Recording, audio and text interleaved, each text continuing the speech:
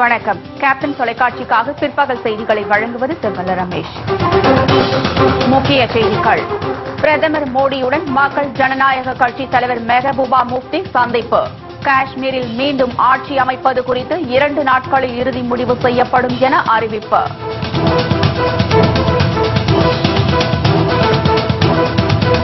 வங்கிகள் நிதி நிறுவனங்களை கண்டித்து சென்னையில் விவசாயிகள் ஆர்ப்பாட்டம். கடன் வசூல் என்கிற பெயரில் விவசாயிகளை தற்கொலை நிலைக்கு தள்ளுவதற்கு கண்டனம்.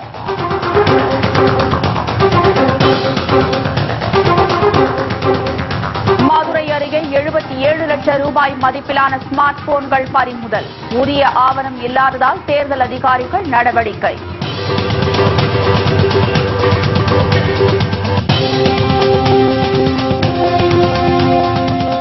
ராமேஸ்வரம் மீனவர்களின் காலவரையற்ற வேலை நிறுத்தம் 9வது நாளாக நீடிப்பு. இலங்கை சிறையில் உள்ள மீனவர்களை விடுவிக்க வலியுறுத்தல்.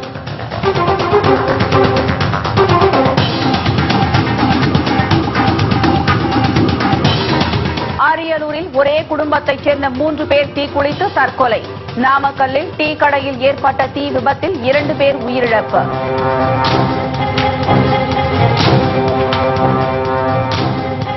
விரிவான செய்திகள்.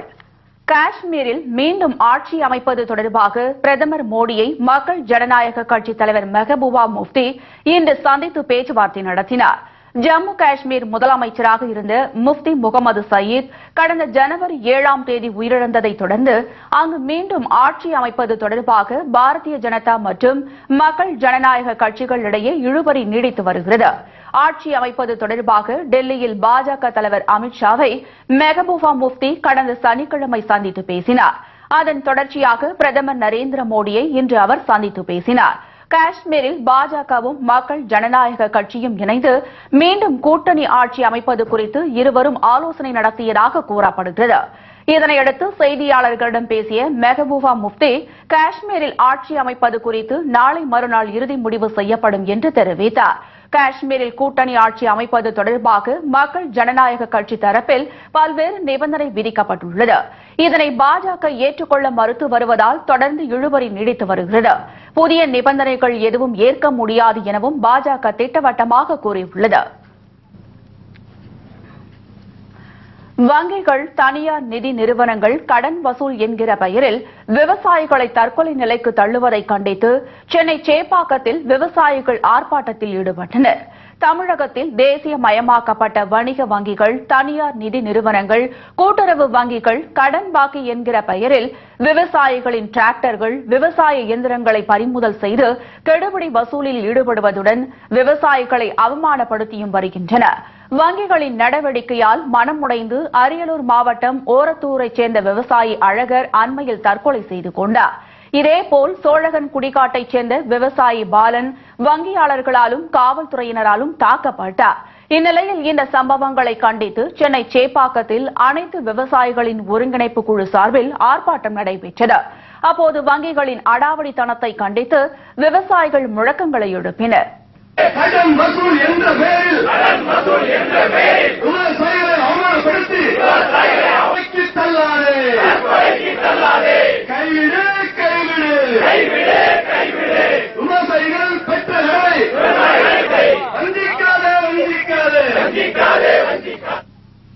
தொடர்ந்து செய்தியாளர்களிடம் பேசிய விவசாயிகள் சங்கங்களின் ஒருங்கிணைப்பு குழு தலைவர் PR பாண்டியன் 9,000 கோடி பெற்ற மல்லையாவிற்கு மத்திய அரசு பாதுகாப்பு வழங்குவதாக குற்றம் சாட்டினார். ஆனால் தமிழகத்தில் விவசாயிகள் தாக்கப்பட்ட சம்பவத்திற்கு மத்திய மாநில அரசுகள் வருத்தம் தெரிவிக்காததற்கு அவர் கண்டனம் தெரிவித்தார். ஒட்டுமொத்தமாக தமிழகத்தில் ஒரு 9,000 கோடி அளவிற்கு தான் கடன் இருக்கிறது. இது விவசாயிகளுக்கு வட்டி, அபராத வட்டி போடப்பட்டு வங்கிகள் இன்றைக்கு விவசாயி தலையில வைத்திருக்கிறது. 9 லட்சம் கோடி கடன் கொடுப்பதாக மத்திய அரசு சொல்கிறது. 5 ஆண்டுகளாக கூட்டுறவு வங்கிகளிலோ வணிக வங்கிகளிலோ தேசியமயமாக்கப்பட்ட வங்கிகளிலோ ஒரு விவசாயிக்கு கூட கடன் பெறுவதற்கு தகுதி இல்லை என்று சொல்லியிருக்கிறது. வங்கிகளும் டிராக்டர் நிறுவனங்களும் இன்றைக்கு பங்கு போட்டுக் கொண்டு கூட்டு வைத்து இன்றைக்கு லஞ்ச லாவணங்களுக்கு உட்படுத்திய விளைவு விவசாயிகள் டிராக்டர் கடன் என்கிற பெயரில் கட்ட முடியாமல் அவமானம் தாங்காமல் தற்கொலை செய்து கொண்டு போகிற நிலைக்கு வங்கிகள் தான் காரணம். மதுரை அருகே உரிய ஆவணங்கள் இன்றி கண்டெய்னர் லாரியில் கொண்டு செல்லப்பட்ட 77 லட்சம் ரூபாய் மதிப்பிலான ஸ்மார்ட் செல்போன்களை தேர்தல் அதிகாரிகள் பறிமுதல் செய்தனர். தமிழகத்தில் வருகிற மே மாதம் சட்டப்பேரவை தேர்தல் நடைபெற உள்ளதையொட்டி மாநிலம் முழுவதும் பறக்கும் படை அதிகாரிகள் தீவிர வாகன சோதனையில் ஈடுபட்டு வருகின்றனர். இதன் ஒரு பகுதியாக மதுரை கூடல் நகர் பகுதியில் இன்று அதிகாலை தேர்தல் அதிகாரிகள் வாகன சோதனையில் ஈடுபட்டிருந்தனர். அப்போது ஆந்திராவிலிருந்து வந்த கண்டெய்னர் லாரியை மடக்கி அவர்கள் சோதனையிட்டனர். அதில் உரிய ஆவணங்கள் இன்றி 10,000 ஸ்மார்ட் செல்போன்கள் கொண்டு செல்லப்பட்டது தெரியவந்தது. இதனையடுத்து அவற்றை பறிமுதல் செய்த அதிகாரிகள் மாவட்ட தேர்தல் அதிகாரியிடம் ஒப்படைத்தனர். பறிமுதல் செய்யப்பட்ட ஸ்மார்ட் செல்போன்களின் மதிப்பு 77 லட்சம் ரூபாய் என்பது குறிப்பிடத்தக்கது. இதேபோல் அரக்கோணம் அடுத்த தணிகை போலூர் பகுதியில் தேர்தல் அதிகாரிகள் வாகன தணிக்கையில் ஈடுபட்டிருந்தனர். அப்போது உரிய ஆவணங்கள் இன்றி சென்ற வியாபார வாகனத்தை அவர்கள் பறிமுதல் செய்து வட்டாட்சியர் அலுவலகத்திற்கு கொண்டு சென்றனர். பின்னர் அதற்கான ஆவணங்களை காண்பித்த பிறகு வாகனம் விடுவிக்கப்பட்டது. இதனிடையே வேலூர் மாவட்டம் காட்பாடி காந்திநகர் பகுதியில் கடந்த 5 ஆண்டுகளாக மேற்கொள்ளப்படாத சாலை பணிகள் தற்போது தேர்தல் தேதி அறிவிக்கப்பட்ட பிறகு அதற்கான பணிகள் நடைபெற்று வருகிறது. இதற்கு அங்குள்ள பொதுமக்கள் கண்டனம் தெரிவித்துள்ளதுடன் மக்களிடம் வாக்குகளை பெறுவதற்காகவே அதிமுகவினர் இந்த நடவடிக்கைகளை மேற்கொள்வதாக குற்றம் சாட்டினர். ரோடு போட்டுட்டு இருக்காங்க அவசர காலத்துல. மக்கள் இதுல பெரும் பாதிப்பெல்லாம் அடைஞ்சிருக்காங்க. இது வரைக்கும் எந்த விதமான வசதிகள், எந்த விதமான அடிப்படை வசதிகள் எதுவுமே இந்த காந்திநகர் பகுதி மக்களுக்கு இதுவரையும் அவங்க யாருமே செஞ்சு கொடுத்ததில்ல. கவுன்சிலர் இது வரைக்கும் இந்த பக்கம் வந்ததே கிடையாது. பாருங்க, அவசர கதியில இந்த வாட்டி எந்த மூஞ்சி வச்சுன்னு ஓட்டு கேட்க போறோம் அப்படின்றதுனால அவசர கதியில இந்த சாலையை போட்டு இந்த மாதிரி எல்லாம் பண்ணிட்டு இருக்காங்க. தேர்தல் ஆணையத்துக்கு இதை பத்தி நாங்க புகார் தெரிவிச்சாக்கா அவர் இதுக்கு முன்னாடியே நாங்க இதை டெண்டர் விட்டுட்டோம், இப்ப நாங்க அதை ஒன்னும் பண்ண முடியாது அப்படின்றாங்க. அவசரமா போட்டு எங்களுடைய வரி பணம் இந்த மாதிரி எல்லாம் வீணாகுது சார். அதனால இதை நாங்க வன்மையா கண்டிக்கிறோம். இலங்கை கடற்படையின் தொடர் அட்டூழியத்தை கண்டித்து ராமேஸ்வரம் பகுதி மீனவர்கள் இன்று 9வது நாளாக போராட்டத்தை தொடர்ந்து வருகின்றனர். கடந்த 12ஆம் தேதி ராமேஸ்வரம் பகுதியைச் சேர்ந்த 600க்கும் மேற்பட்ட மீனவர்கள் கடலில் மீன்பிடிக்க சென்றனர். அப்போது அங்கு வந்த இலங்கை கடற்படையினர் மீனவர்களை அடித்து விரட்டியதோடு அவர்களின் வலைகளையும் சேதப்படுத்தினர். மேலும் பாம்பன் பகுதியிலிருந்து சென்ற 25 மீனவர்களையும் 3 நாட்டு படகுகளையும் அவர்கள் சிறைபிடித்து சென்றனர். இதுவரை விசைப்படகுகளை மட்டுமே சிறைபிடித்து வந்த இலங்கை கடற்படை தற்போது நாட்டு படகுகளையும் சிறைபிடித்திருப்பது மீனவர்களிடையே வேதனையை ஏற்படுத்தியுள்ளது. இந்நிலையில் இலங்கை கடற்படையின் இதுபோன்ற அட்டூழியத்தை கண்டித்தும் சிறைபிடிக்கப்பட்டுள்ள மீனவர்களை விடுவிக்க கோரியும் ராமேஸ்வரம் பகுதி மீனவர்கள் கடந்த 8 நாட்களாக தொடர்ந்து பல்வேறு போராட்டங்களை நடத்தி வருகின்றனர். இதன் தொடர்ச்சியாக இன்று 9வது நாளாக அவர்கள் தங்களின் போராட்டத்தை தொடர்ந்து வருகின்றனர். கடந்த 13ஆம் தேதி எங்களுடைய 23 மீனவர்களை இலங்கை கடற்படையினர் கைது செய்தார்கள். 3 நாட்டுப்படகுகளையும் சேர்த்து கைது செய்து வைத்திருக்காங்க. இந்த 23 மீனவர்களையும் நாட்டுப்படகுகளையும் விடுதலை செய்யணும் சொல்லி நாங்க 15ஆம் தேதி கடல்ல இறங்கி போராட்டம் நடத்தினோம். மனு கொடுக்கின்ற ஒரு நிகழ்ச்சி போராட்டத்தை நடத்தினோம். ஆனால் இங்க இருக்கக்கூடிய மீன்துறை ஆய்வாளரோ அல்லது மீன்துறை உதவி இயக்குனர் கூட எங்களுடைய மனுக்களை வாங்குவதற்கு தயாராக இல்லை. நாங்கள் இன்னும் ஒரு சில வாரங்களில் விடுதலை செய்யப்படவில்லை என்று சொன்னால் அடுத்த கட்ட போராட்டம் குறித்து நாங்கள் மீனவர் அமைப்புகள் ஆலோசனை செய்து அடுத்த கட்ட போராட்டத்தை நாங்கள் அறிவிக்கிறோம். சிறைபிடிக்கப்பட்டுள்ள மீனவர்கள் மற்றும் படகுகளை மீட்க மத்திய மாநில அரசுகள் உரிய நடவடிக்கை எடுக்க வேண்டும் என பாதிக்கப்பட்ட மீனவ மக்கள் கோரிக்கை விடுத்துள்ளனர். நமது சட்டமன்ற கடைசி கூட்டத்தொடரிலே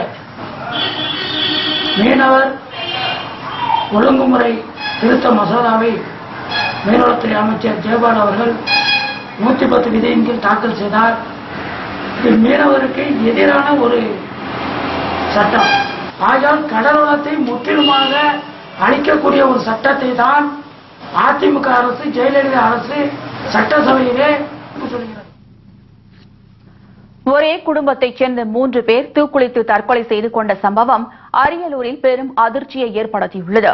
ஜெயங்கொண்டம் நீதிமன்றத்தில் குமாஸ்தாவாக சுப்பிரமணி என்பவர் பணிபுரிந்து வந்தார். இவருக்கு நிர்மலா என்ற மனைவியும் ரோகன் என்ற மகனும் இருந்தனர். இந்நிலையில் நள்ளிரவு சுப்பிரமணி தனது உடலில் பெட்ரோல் ஊற்றியதோடு மனைவி மற்றும் மகன் மீதும் பெட்ரோலை ஊற்றி தீ வைத்துக் கொண்டதாக கூறப்படுகிறது. இதில் சுப்பிரமணியன், அவரது மனைவி நிர்மலா ஆகிய இருவரும் சம்பவ இடத்திலேயே உயிரிழந்தனர். உயிருக்கு ஆபத்தான நிலையில் மருத்துவமனையில் சிகிச்சை பெற்று வந்த மகன் ரோகனும் சிகிச்சை பலனின்றி பரிதாபமாக பலியானார். இந்த சம்பவம் குறித்து வழக்கு பதிவு செய்த ஆண்டிமடம் போலீசார் 3 பேரின் தற்கொலைக்கான காரணம் குறித்து தீவிர விசாரணை நடத்தி வருகின்றனர். இதனிடையே நாமக்கல் பேருந்து நிலையத்தில் இயங்கி வரும் டீ கடை ஒன்றில் இன்று ஏற்பட்ட தீ விபத்தில் சிக்கி 2 உயிரிழந்தனர். அந்த கடையின் பணியாற்றும் ஊழியர் ஒருவர் சிலிண்டரிலிருந்து மற்றொரு சிலிண்டருக்கு எரிவாயுவை மாற்றம் செய்தபோது இந்த விபத்து நிகழ்ந்துள்ளது.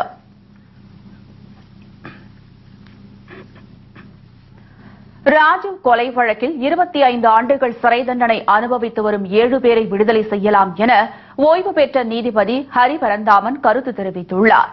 சென்னை உயர்நீதிமன்ற நீதிபதியாக இருந்த ஹரி பரந்தாமன் சமீபத்தில் ஓய்வு பெற்றார். இதற்காக நடைபெற்ற பணி நிறைவு பாராட்டு விழாவில் அவர் கலந்து கொண்டார். பின்னர் செய்தியாளர்களிடம் பேசிய அவர், மகாத்மா காந்தியை கொலை செய்த கோட்சேவே 20 ஆண்டுகளுக்கு பிறகு சிறையில் இருந்து விடுதலை செய்யப்பட்டதாக கூறினார். ஆனால் ராஜீவ்காந்தி கொலை வழக்கில் 7 பேர் 25 ஆண்டுகளாக சிறையில் இருப்பதாகவும் தற்போது அவர்களை விடுதலை செய்யலாம் என்றும் ஹரி பரந்தாமன் தெரிவித்தார். ராஜீவ் கொலை சம்பந்தப்பட்ட 7 பேரை பொறுத்தவரையில் நான் நினைக்கிறேன் அவங்க 25 ஆண்டுகள் இருந்து விட்டார்கள். மகாத்மா காந்தி கொலை வழக்கிலேயே கோபால் கோட்சே 18 ஆண்டுகள் 48 தண்டிக்கப்பட்டவர். 18 20 ஆண்டுக்குள்ளார அவருக்கு ரெமிஷன் கொடுத்து அவரை அனுப்பிச்சிடுறாங்க. அவர் 2003 வரை இருக்காரு. அவருக்கு 20 ஆண்டு இருக்கும் போது இவர் 25 ஆண்டு இருந்தாச்சு. அவர்கள் விடலாம் என்பது என் கருத்து. சென்னை உட்பட பல்வேறு மாவட்டங்களில் வெயிலின் தாக்கம் அதிகரிப்பு. கோடைக்காலம் துவங்குவதற்கு முன்பே சுட்டெரிக்கும் வெயிலால் பொதுமக்கள் அவதி.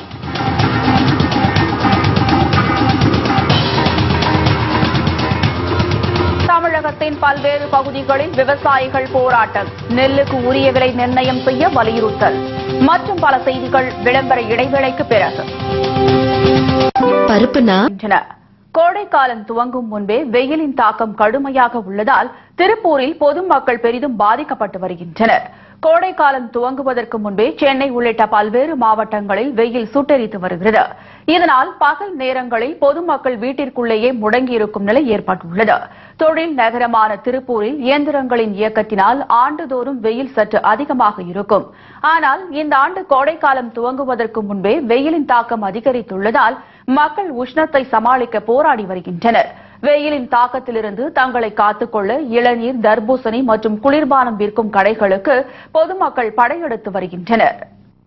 வெயில் ரொம்ப ஓவரா தாங்க சார் இருக்குது. ஆனா பாத்தீங்கன்னா வண்டி ஓட்ட முடியல, வெளியில் வீட்டுக்குள்ளேயே இருக்க முடியல. அந்த அளவுக்கு ஹீட் பயங்கரமா இருக்குது. ஒரு ஹெல்மெட் போட்டு வண்டி ஓட்ட முடியல. ஹெல்மெட் போட்டோம்னா பின்னாடி இதெல்லாம் வேர்க்குருமாற வந்துருது. இன்னும் ஏப்ரல் மேல தான் வெயில் ஓவரா இருக்குங்க. ஆனா இப்பவே வெயில் ஜாஸ்தியா இருக்கு. இன்னும் ஏப்ரல் மேல எப்படி இருக்க போகுதுங்கிறது தெரியாம இருக்குங்க. திருப்பூர்ல எப்பவுமே ஹீட் இருக்கும். ஆனா இந்த டைம் ரொம்ப வெயில் ஓவரா இருக்குதுங்க சார். வண்டி வாகனம் ஓட்ட முடியல. ஒரு வேலை வெட்டிக்கு போறதுனாலும் போக முடிய மாட்டேங்குதுங்க. பயங்கர வெயிலா இருக்குதுங்க. இதனிடையே திருப்பூரில் பல்வேறு பகுதிகளில் தற்போதைய குடிநீர் தட்டுப்பாடு நிலவி வருவதாகவும் எதிர்வரும் காலங்களில் குடிநீர் தட்டுப்பாடு மேலும் அதிகரிக்கும் என்பதால் மாநகராட்சி நிர்வாகம் போதிய நடவடிக்கை எடுக்க வேண்டும் என்று பொதுமக்கள் கோரிக்கை விடுத்துள்ளனர். உளுந்தூர்பேட்டை அருகே நெல்லுக்கு உரிய விலை நிர்ணயம் செய்யாததால் ஆத்திரமடைந்த விவசாயிகள் ஒழுங்குமுறை விற்பனை கூடத்தை முற்றுகையிட்டு போராட்டத்தில் ஈடுபட்டனர். விழுப்புரம் மாவட்டம் திருவெண்ணெய்நல்லூரில் உள்ள ஒழுங்குமுறை விற்பனை கூடத்தில் விவசாயிகளிடமிருந்து கொள்முதல் செய்யப்படும் நெல்லின் தரம் குறைவாக இருப்பதாக காரணம் காட்டி மூட்டைக்கு 600 ரூபாய் விலை நிர்ணயித்ததால் விவசாயிகள் அதிர்ச்சியடைந்தனர். மேலும் கடந்த 2 வாரங்களுக்கு முன் கொள்முதல் செய்த நெல்லுக்கு இதுவரை பணம் தராமல் இழுத்தடித்ததால் ஆத்திரமடைந்த விவசாயிகள் ஒழுங்குமுறை விற்பனை கூடம் முன்பு போராட்டத்தில் ஈடுபட்டனர். நான் ரூம்குள்ளார தான் உட்கார்ந்து இருப்பேன். வெளியே நெல்லை பாக்குறது எனக்கு நேரம் கிடையாது. எனக்கு ரூல்ஸே கிடையாது. நான் வெளியே பார்க்க மாட்டேன். அவங்க வியாபாரி என்ன சொல்றாங்களோ அது பிரகாரம் நீங்க உனக்கு பிடிச்சா போடு, இல்லன்னா வீட்டுக்கு எடுத்துன்னு போ அப்படின்றாங்க. அப்ப நாங்க எதுக்கு இங்க கமிட்டி இருக்குது?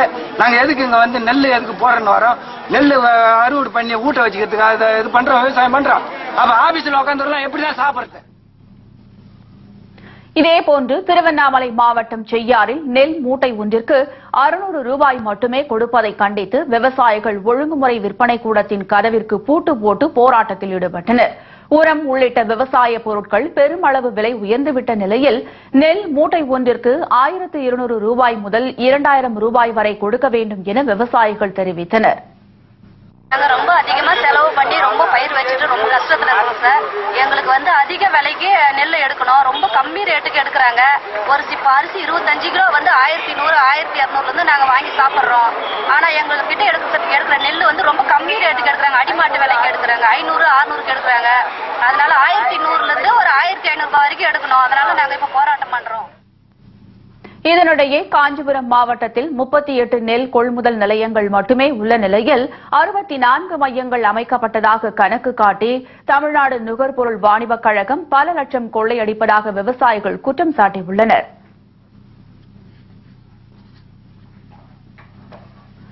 நெல்லையில் வருகிற 25ஆம் தேதி நடைபெறவுள்ள தேமுதிக தேர்தல் விளக்க பொதுக்கூட்டம் குறித்து கழக நிர்வாகிகள் ஆலோசனை மேற்கொண்டனர்.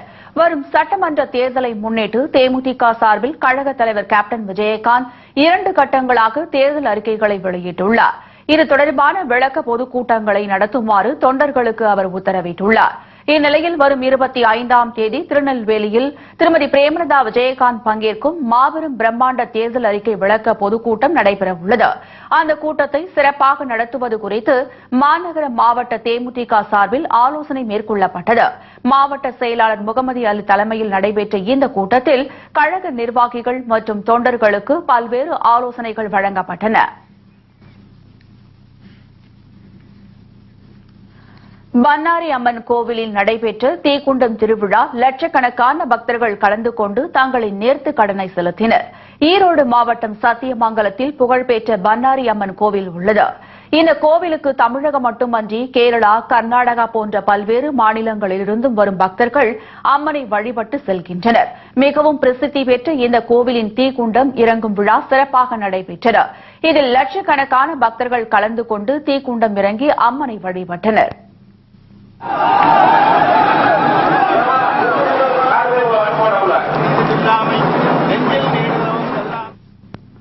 இதேபோல் காரைக்கால் ஸ்ரீ கைலாசநாதர் கோவிலின் பங்குனி தேர் திருவிழா சிறப்பாக நடைபெற்றது.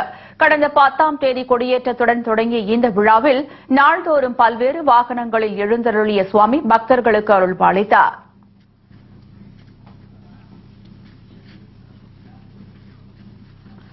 தருமபுரியில் விளைச்சல் இருந்தும் விலை சரிந்ததால் கோழிக்கொண்டை பூவை பயிரிட்ட விவசாயிகள் விரக்தி அடைந்துள்ளனர். தருமபுரி மாவட்டம் பென்னாகரம், பாலக்கோடு, பஞ்சப்பள்ளி உள்ளிட்ட பகுதிகளில் பரவலாக கோழிக்கொண்டை பூக்களை விவசாயிகள் சாகுபடி செய்துள்ளனர். கடந்த 2 மாதங்களாக முகூர்த்த தினம், கோவில் விழாக்கள் என அடுத்தடுத்து நிகழ்ச்சிகள் வந்ததால் இந்த வகை பூக்களுக்கு நல்ல விலை கிடைத்தது.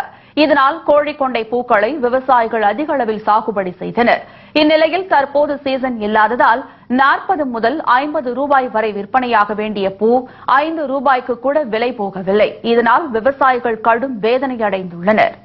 கோழிக்கொண்டை போட்டுக்கிறேன். முன்னெல்லாம் பார்த்தீங்கன்னா கட்டு 40-50 போவோம். இப்போ இருக்கிற சூழ்நிலைக்கு மகசூல் நிறைய அதிகமாக விளைச்சல் பண்ணியிருந்தனால மழையை நம்பி வரும்னு நினச்சி பண்ணாங்க. சீசனும் இல்லை. சீசன் இல்லாதனால 5-6 தான் போதுங்க இப்போதைக்கிற சூழ்நிலைக்கு. இதே நிலைமை தொடர்ந்துச்சுன்னா நஷ்டம் தான் ஆகும். அதனால விவசாயத்தை அழிச்சிட வேண்டியதுதான். வேற ஏதாவது மாற்று பண்ணி செய்ய வேண்டியதாங்க. இறால் பண்ணைகளை அகற்ற நடவடிக்கை எடுக்க வலியுறுத்தி பொன்னேரி கோட்டாட்சியர் அலுவலகத்தை பொதுமக்கள் முற்றுகையிட்டனர். கும்மிடிப்பூண்டி அருகே ஓபசமுத்திரத்தில் விவசாய நிலங்களுக்கு அருகிலேயே இறால் பண்ணை செயல்படுவதால் நிலத்தடி நீர் பாதிக்கப்படுவதாக விவசாயிகள் புகார் தெரிவித்துள்ளனர். இதற்கு எதிர்ப்பு தெரிவித்து ஓபசமுத்திரம் கிராம மக்கள் பொன்னேரி கோட்டாட்சியர் அலுவலகத்தை முற்றுகையிட்டு தர்ணா போராட்டத்தில் ஈடுபட்டனர். மேலும் நிலத்தடி மற்றும் விவசாய நிலத்தை காப்பாற்ற மீன்வளத்துறை மூலம் நீதிமன்றத்தை நாடி இப்பிரச்சினைக்கு உரிய நடவடிக்கை எடுக்க வேண்டும் என்றும் அவர்கள் வலியுறுத்தினர். தண்ணி கிடையாது, எங்களுக்கு பிடிக்கும். விவசாயம் எல்லாம் பாதிச்சிச்சு. அந்த இறப்பாண்டினால எங்களுக்கு கோயில் குளம் போயிடுச்சு, கோயில் பாதிச்சிச்சு. எங்களுக்கு எந்த பொழப்பும் கிடையாது. அதனால எத்தனையோ வாட்டிக்கு அதிகாரிகிட்ட மனு கொடுத்தோம். அதுக்கப்புறம் 2 வாட்டி போராட்டம் நடத்தணும். நாங்க இவ்வளவு போராட்டம் நடத்தியும் அவங்க ஸ்டே கொடுத்துட்டாங்க. ஆனா எங்களுக்கு குடிக்க தண்ணி கிடையாது, எந்த ஒரு குடி உரிமையும் இல்ல. நாங்க அதனால குடி உரிமையை, ரேஷன் கார்டு, ஐடி கார்டு எல்லாத்தையும் எடுத்துன்னு வந்து இந்த அதிகாரிங்க கிட்ட ஒப்படைக்க வந்திருக்கிறோம். சங்கரன் கோவில் அருகே தொழிற்பள்ளி விடுதியில் கூடுதலாக வசூலிக்கப்பட்ட கட்டணம் திருப்பித் தர கோரி மாணவர்கள் வகுப்புகளை புறக்கணித்து போராட்டம் நடத்தினர். நெல்லை மாவட்டம் சங்கரன் கோவில் அருகே உள்ள தனியார் தொழிற்பள்ளியில் விடுதியில் தங்கி படிக்கும் மாணவர்களிடம் அதிக கட்டணம் வசூலிப்பதாக தெரிகிறது. இதுகுறித்து கல்வித்துறை அதிகாரிகள் மற்றும் மாவட்ட ஆட்சியரிடம் புகார் மனு அளித்தும் எந்த நடவடிக்கையும் எடுக்காததால் மாணவர்கள் வகுப்பறைகளை புறக்கணித்து போராட்டத்தில் ஈடுபட்டனர். இதனிடையே ஊதிய உயர்வு கேட்டு திண்டுக்கல் அரசு மருத்துவமனை ஒப்பந்த தொழிலாளர்கள் இணை ஆணையர் அலுவலகத்தை முற்றுகையிட்டு போராட்டம் நடத்தினர். ஊதிய உயர்வு தொடர்பாக பலமுறை கோரிக்கை விடுத்தும் எந்த நடவடிக்கையும் எடுக்கவில்லை என்றும் அவர்கள் குற்றம் சாட்டினர். எங்களுக்கு வந்து இஎஸ்ஐ பிஎஃப் எல்லாம் பிடிச்சிட்டு தான் இருக்காங்க. ஆனால் எந்த அத்தாரிட்டியும் கிடையாது எங்களுக்கு. நாங்கள் வந்து இந்த கடந்த 2 ஆண்டு காலமாக சம்பளம் உயர்வும் கிடையாது. எல்லா பேரும் சம்பளம் ரொம்ப தனிப்பட்ட சம்பளம், அடிமட்ட சம்பளத்தை தான் வாங்கிட்டு இருக்கோம். 190 ரூபா, 240 ரூபா இந்த மாதிரி சம்பளத்தை தான் வாங்கிட்டு இருக்கோம். நாங்கள் ரொம்ப உயர்வு பண்ணி கேட்டு தான் அப்போதைக்கு வந்திருக்கோம். நாங்கள் ஸ்ட்ரைக் பண்ணியோ வேறு எதுவும் ஒன்றையும் கேட்கல, கோரிக்கையாக தான் வைக்கிறதுக்காக வந்திருக்கோம். வேற எந்த நோக்கத்திலையும் நாங்கள் ஒன்றும் சேர்ந்து வரல. இதுதான் எங்களோட முடிவு. கோவை அருகே அரிய வகை உயிரினமான பறக்கும் பாம்பு மீட்கப்பட்டு தமிழக கேரள எல்லையோர வனப்பகுதியில் விடப்பட்டது. கோவை மாவட்டம் பேரூர் அருகே உள்ள காளம்பாளையம் கிராமத்தைச் சேர்ந்தவர் வெங்கடேஷ். இவரது வீட்டு வளாகத்தில் பாம்பு போன்ற உயிரினம் ஒன்று மரங்களுக்கிடையே தாவி சென்றுள்ளது. இதனை கண்ட வெங்கடேஷ் வன உயிர் ஆர்வலர் அமீனுக்கு தகவல் அளித்தார்.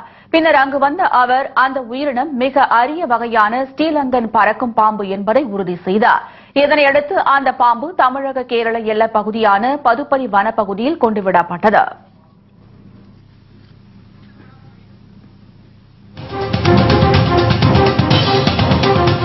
அரையிறுதி சுற்றுக்கு நுழையுமா பாகிஸ்தான் அணி? நியூசிலாந்துடன் இன்று பல பரீட்சை. விவரம் இடைவேளைக்கு பிறகு.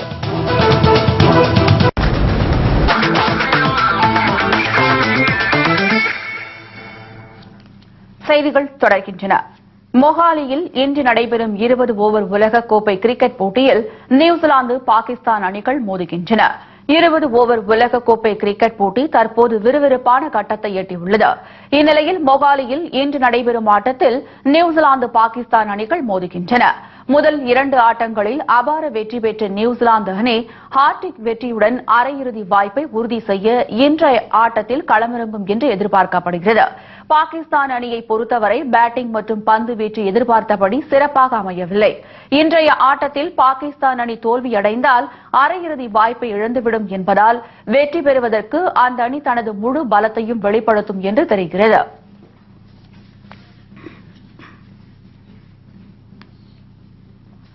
இத்துடன் செய்திகள் நிறைவடைகின்றன.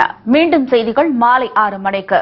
செய்திகளை உள்ளது உள்ளபடி உடனுக்குடன் தெரிந்து கொள்ள நமது கேப்டன் நியூஸ் தொலைக்காட்சியை பாருங்கள். வணக்கம்.